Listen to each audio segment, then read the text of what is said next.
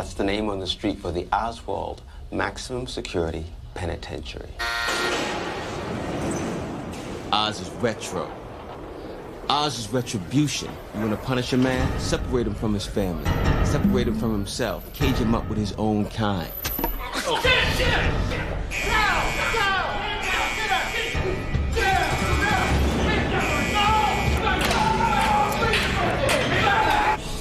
Oz is hard times doing hard time. Timmy McManus. He created an experimental unit inside Oz. A new approach to the prison problem. Some people call it Emerald City. To me, it's a concentration camp. They call us the penal system, but it's really the penis system. It's about how big, it's about how long, it's about how hard. Life in Oz is all about the size of your dick, and anybody who tells you different ain't got one.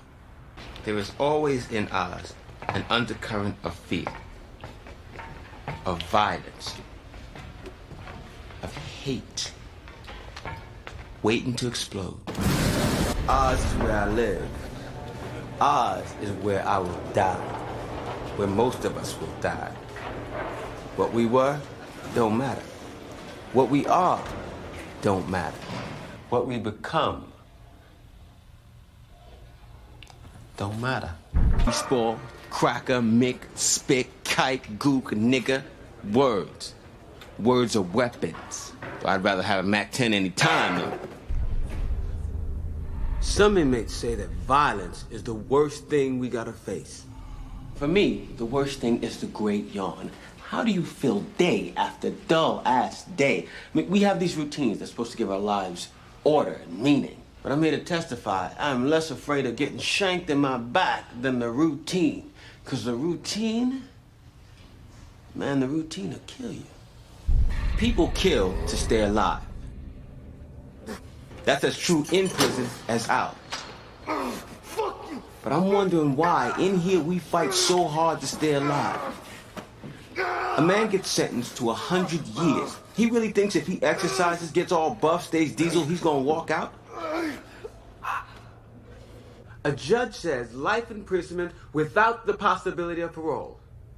Without the possibility. Lifers. At some point, they realize they ain't going nowhere. I seen it happen. A calm comes in their eyes. It's like they figured out something that the rest of us are never gonna see. They're suddenly free in a whole other kind of way. They're ready to die. And maybe they do what they can to help that shit along. Fuck is a 4-letter word. Rape is a 4-letter word. Wife is a 4-letter word. So is love. Fuck is a curse. So is love. And I don't just mean boys and girls. I'm talking friends. I'm talking family. Bitch, herm, maytag, shim. Here in Oz, we call them prags. I don't know where it comes from. But you make a man your prag, he's your prag for life. It's like the old days when people didn't get divorced. The only way out of marriage is death. Till death do us part.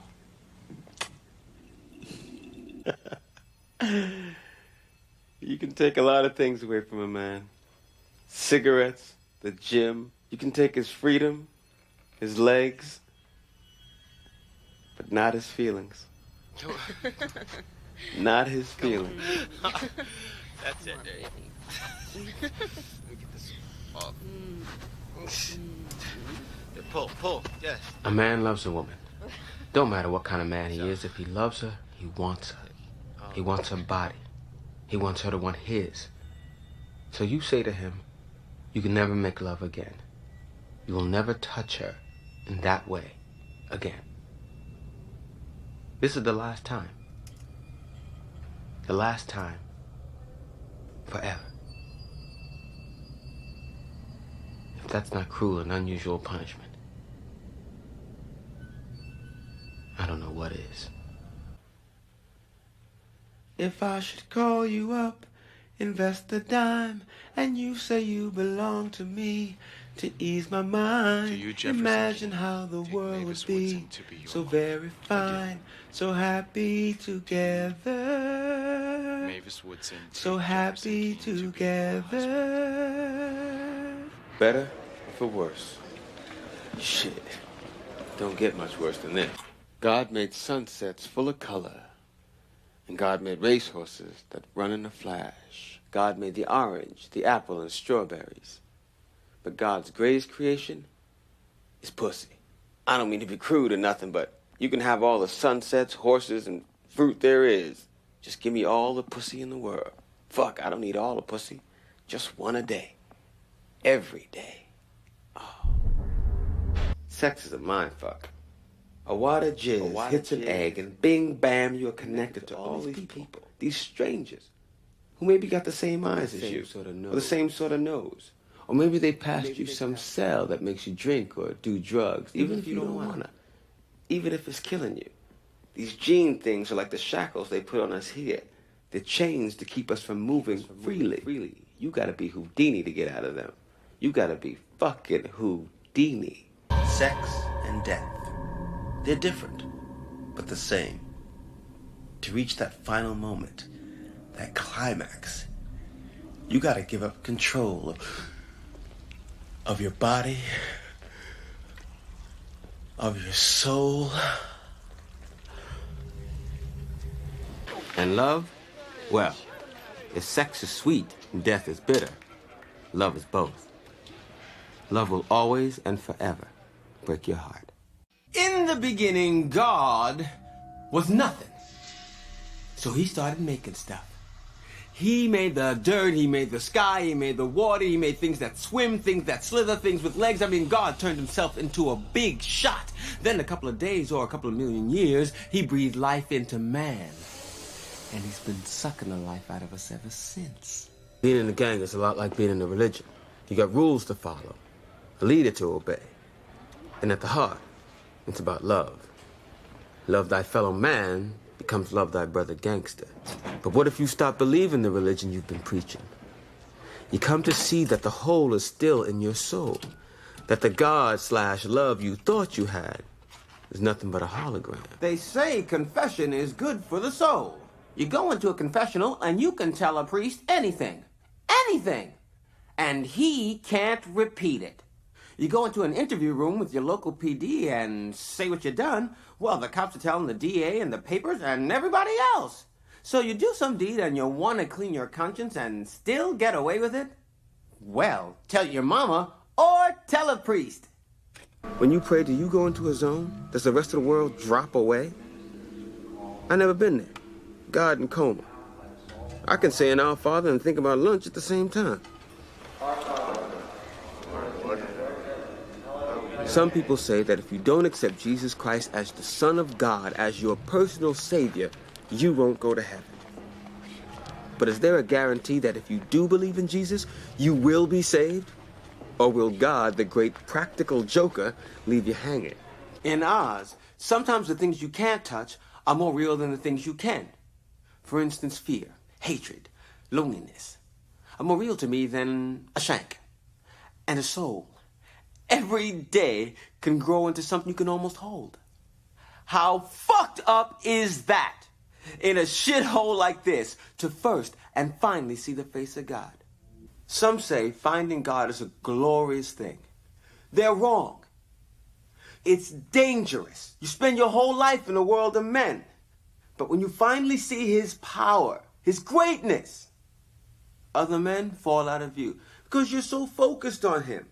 You can barely see them from the corners of your eyes. You lose sight of them. Here's a pop quiz. Name the 7 deadly sins. Come on. You saw that Brad Pitt movie. Lust, yeah, well, everybody gets that one. Huh? Gluttony, sure. Greed, yeah. Envy, sloth, anger, or to be a little more technical, wrath. What else? What else? Let me put it this way. If you think you know the answer and because of that, you think you're better than everybody else, then you're guilty of it. Ha ha! We try to figure out what God wants from us, why he put us here. We try to make deals with him. But God is one tough motherfucker. And we know to get what we need, we gotta give up what matters most. Anything less, he's not interested. God knows he's perfect and we not. And we can never be, but he expects us to be. And he punishes us if we not, you know what I'm saying? God is the ultimate gangster. The supreme mob boss, you know what I mean? Make us live by his code, deadness if we don't. Yo, he never has to talk to us face to face, and he never has to explain exactly why he does what he does. You know what I'm saying? Nigga sits up there in heaven somewhere, drinking a cappuccino, chilling. Ha ha! Got the whole world in his hands. Ha ha! He got the whole world by the balls. In excelsis Deo and all that shit. In America, we all have certain inalienable rights. Like the right to bear arms and the right to remain silent. But the state has the ultimate right. It can kill us. Due to popular demand, Governor James Devlin revived capital punishment. And he decided that Jefferson Keene, a man he doesn't know, a man he will never even meet, should be put to death. Should be put down like a rabid dog. You swat a fly, step on an ant, squash a cockroach, you don't think much of it. In fact, killing a bug gives you a sense of accomplishment. Fucking ant was ruining your picnic. Cockroach was crawling through your kitchen cabinet. You put an end to their disgusting, miserable little lives and make a better world for everyone. Only for every one you kill, more appear. Bigger. Uglier. Meaner than before. Hey, some say there are 5 stages of death. Denial, anger, bargaining, depression, and finally, acceptance. The moment when you say to yourself, I'm gonna die and ain't shit I can do about it. Oh yeah, in Oz we know all about that. We know all about acceptance. Clemency, that's a fancy word for mercy. You see, the governor can commute a death sentence. He has the power to just pick up the phone and say no. But to me, the only time the governor shows clemency is when he don't make that call. 'Cause life in prison without parole is a shitload worse than death. Death is parole. Death is the real mercy. It's rare when you say goodbye to someone that you know it's the last time. You can try to say whatever it is you should have said before, or you can just hold on tight. Just hold on, hoping the moment will last you a lifetime. Over 3,000 men and women are sitting on death row right now. Congress has denied state inmates access to federal courts. Congress has also eliminated financing to law offices for death row appeals. The states themselves are shortening the appeals process. In this country, there's now 1 execution every single week. There were more executions this year than any time since the 50s. And we all know how righteous the 50s were. First, the inmates given sodium pentothal, the same anesthetic used in hospitals for major surgery. Then a massive dose of pancuronium bromide that paralyzes the diaphragm. Then potassium chloride to stop the heart. Don't try this at home, kids. There's this brother on death row somewheres. He checked in when he was 16. He sat there another 16 years while the courts and lawyers argued about this and that. While he waited, he painted a mural on his wall. For all those years he painted, not letting a soul see what he was up to. Finally, when he was 32 and had spent more life on death row than in his mama's house, all his appeals were exhausted. He was about to die. As he was about to be let out for the final time, he finally unveiled his masterpiece. All there was 6 words. Death is certain, life is not. The next day, the hacks painted over it. Peace out. Floods. Look at this. You know how you're always hearing about them people in Iowa or Missouri or wherever, how some big river overflows? The fucking water keeps pouring over its riverbanks out of control. taking out farms and towns and everything in its path. Everybody tries to stop it, but nobody can. Everybody's lives are wiped out. Completely destroyed. And the fucking river, it don't give a shit. It just keeps rising.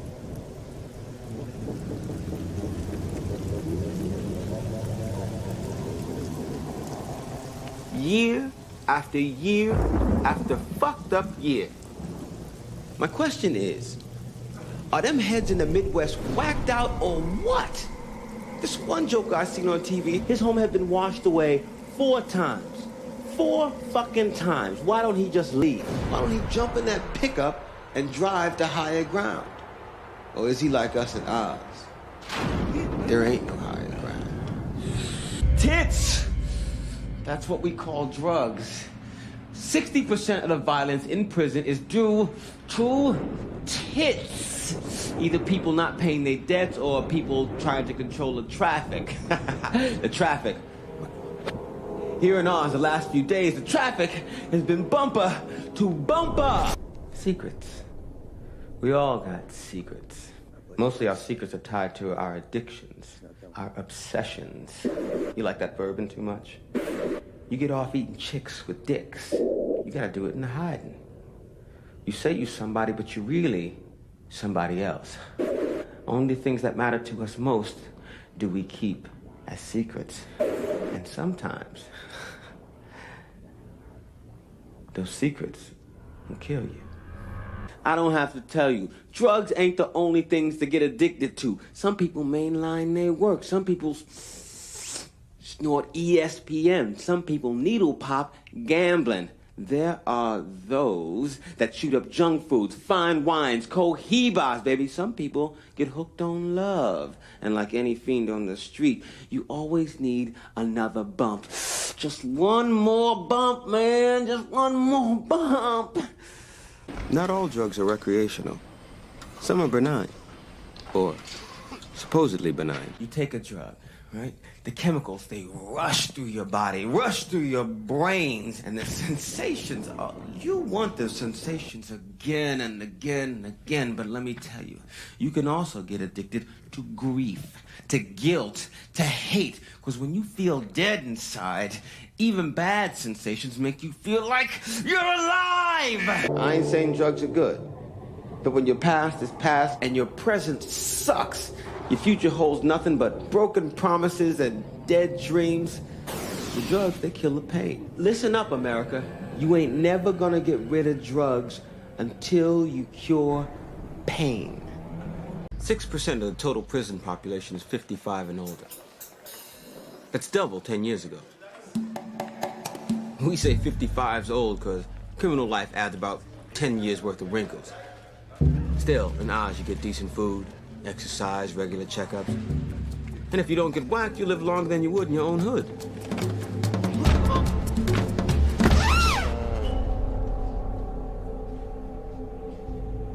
Yeah, the prison system.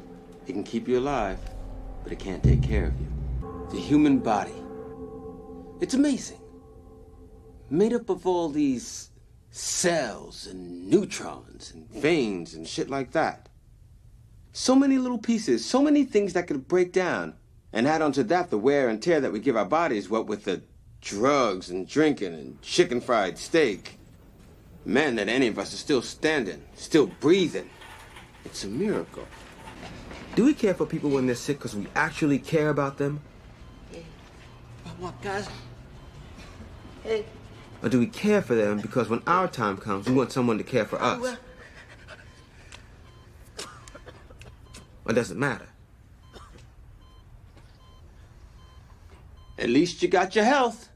Don't you hate it when people say that? I mean, you lose your job, you lose your wife, you're in prison, and some punk-ass do-gooder says, at least you got your health, like that's supposed to make you feel better. So what if I'm broke? So what if some drug dealer wants to cap my ass? At least I ain't got a tumor. I swear, the next person that says ALYGYH to me, I'm gonna make sure they ain't got their health much longer. The mind is just like the body. It's under constant assault. from fear and hate and our old pal loneliness. These things are as deadly as any cancer cell. The mind is just like the body. The fact that the mind can survive is a miracle. People say she broke my heart. That's bullshit, man. The heart can't break, it's a muscle. Muscles tear, muscles cramp. Yeah, the heart's a muscle. So's the brain. So's the dick. I was addicted to crack. Then I had my accident. Lying in the hospital bed, I went through detox. That was easy. The doctors had me on morphine, Demerol, Percodan. I didn't know I was in pain. I didn't know I was in the hospital, paralyzed. Then I came here, went into counseling. I take it one day at a time, you know? But every day I think about drugs, about not doing drugs. Every single day, every single hour, every single minute, staying straight has become my obsession, my new addiction. All those little aches and pains, eventually, they add up to something. Body, mind, body, mind. They gotta work together or they don't work at all. You gotta take care of your body. You gotta take care of your mind. You gotta love your body. Most people don't. Most people hate their bodies. You gotta get your mind to love your body.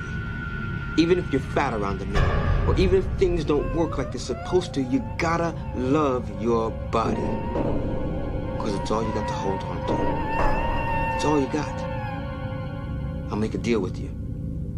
I'll love your body if you love mine.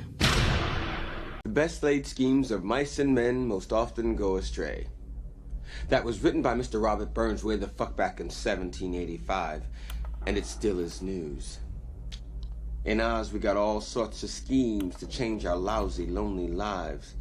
But no matter how much we plot and plan, something outside our control always comes along and fucks things up. You take Tobias Beecher. 6 months ago, if you'd have asked him where he planned to be today, he'd have said at his daughter's 4th birthday party. Instead, he's howling at the moon thanks to some bad angel dust. Old Vern Schillinger. Before he got to Oz, he wanted to get America back on the right track. The white track. Now Beecher smashed a piece of glass in his pure Aryan eye. Timmy McManus. He's slowly watching as his dreams for the perfect prison fart away. And then there's the Reverend Kareem Saeed. He was working on a way to bring the brothers together, to fight the injustices we endure in the name of justice. He was working it till a heart attack worked him over. People do terrible things to people. That's why we got so many prisons in the world. People rape other people. They rob and beat and cheat other people. But the worst crime of all is betrayal. And there ain't no jail terms for that. You wanna kill a man? Stick a shank in his chest. You wanna torture a man? Feed his loneliness. Fiend him for friendship, for peace. He will search everywhere. And when he realizes that he won't find it, he will destroy himself. Best laid schemes of mice and men. I don't get the mice part. Were the mice back in Burns' time smart enough to make a plan? We got mice in Oz, but they don't seem too bright. It's the rats you gotta look out for. Our rats come in all shapes and sizes. We all got problems. Impossible problems. And then we meet someone who's got bigger problems than we have. Or at least they can't handle their problems as well. And somehow, their weakness gives us strength. Simple truth number 62. You help someone, you help yourself.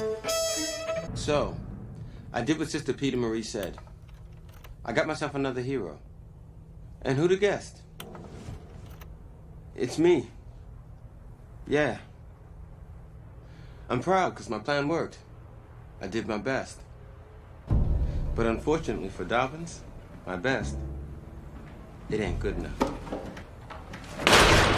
If you listen to the poets, they'll tell you that a big bad event in someone's life changes them.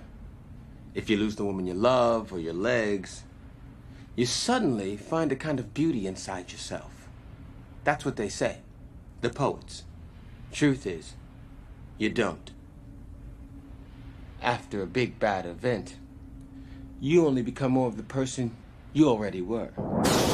It's after a big bad event that you find out the real person you always were, inside. We think we know what we need. We spend our time figuring out how to get what we want. Who can help us, who's in the way. We make our moves, and sometimes we get lucky. We get exactly what we want. And life gets worse. Simple truth number 22. Be careful what you wish for, brother. Be very, very careful. Remember when your high school history teacher said that the course of human events changes because of the deeds of great men? Well, the bitch was lying. Fuck Caesar, fuck Lincoln, fuck Mahatma Gandhi. The world keeps moving because of you and me, the anonymous. Revolutions get going because there ain't enough bread. Wars happen over a game of checkers. When you're playing poker, you can't let anybody at the table know which cards you have. What you're feeling, what you're thinking. Gotta develop a game face. In ours, we wear our game face all day. And into the night. You wear your game face so much that when you look in the mirror, you're not sure which face you're shaving. We love to root for the underdog. You know, at halftime, when one team is getting their asses handed to them and they're headed to the locker room, we say a silent prayer. We pray that when they come back, they'll turn it around, they'll score, they'll beat those cocky sons of bitches, yeah! We love it when someone comes up from behind. Yeah. Who cares who lives or dies in prison? We read the names in the morning paper and they mean nothing to us. They're faceless. The truth is, we don't want to put a face on them. We don't want to know who they really are, because then it might hit too close to home. And home is what it's all about, right? Making a home no matter where you are, no matter who you are. At the end of the day, everybody wants somewhere to rest, somewhere to lay their bones, even if it's in a land called Oz. Yeah. Like Dorothy says when she wakes up in her own bed back at Aunt Em's. It's no place like home. There's no fucking place like home.